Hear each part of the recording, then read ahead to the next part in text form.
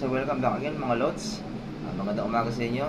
For today video topic mga Lods is quick video lang ito. I-share ko lang sa inyo yung bagong SSS humid ng SSS. So ito yung latest na bagong labas nila na ID. So napalitan na yung regular humid na nilabas nila. So itong ID na to ay ang kagandahan nito is meron ka ng primary valid ID. Meron ka pang ATM, bank account card. So, pwedeng gawing savings account to mga Lods. At ang kagandahan pa nito mga Lods, dito papasok yung... So, kung meron kayong mga loan, kung kayo ay nagpe-pension na, so dito papasok sa inyong SSS Humid Pay Card.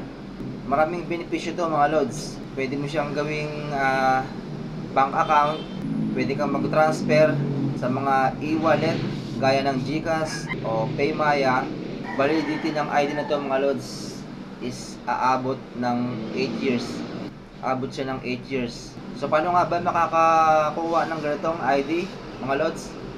So kung kayo ay bago pa lang o wala pang SSS number, pwede kayong pumunta sa mga malapit na SSS branches na nasasakupan ninyo.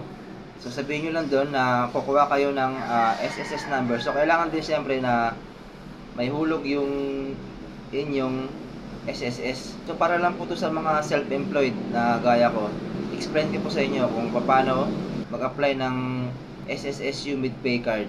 So kasi po ako, meron na po akong regular humid na kinuha dati noong taong pa ng 2019. Qualified na ako para makapag-upgrade ng SSS Humid Pay Card.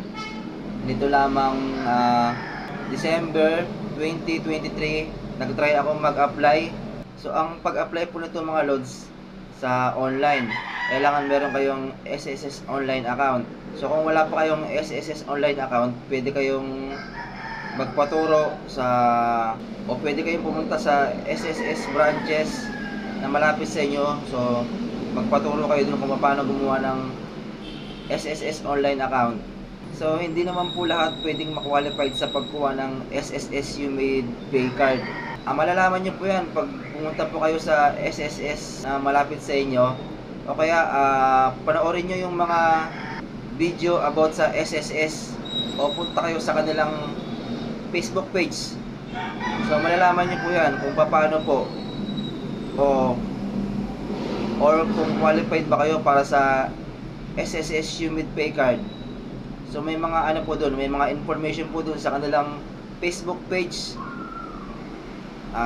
kung paano po makakapag-apply nito or kung qualified ba kayo makakuha ng ganitong klaseng ID.